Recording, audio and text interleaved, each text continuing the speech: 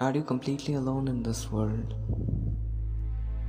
Is your entire existence subject to change in a hollow void of an universe? Then congratulations, you're a default cube. And we all know what happens to default cubes.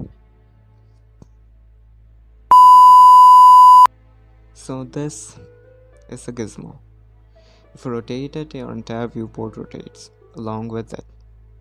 And if you click on a particular axis, you will get to see the orthographic view of your object from that axis. Now, you can move your object by either selecting the move tool and sliding it along with your mouse,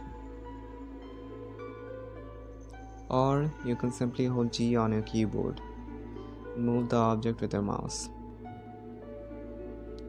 or you can press X, Y or Z while holding G on a keyboard and the object will move along that particular axis.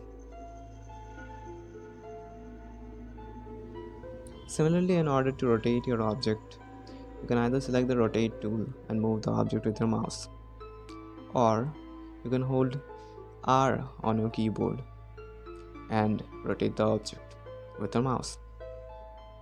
And of course, if you press X, Y or Z, the object will rotate along that particular axis.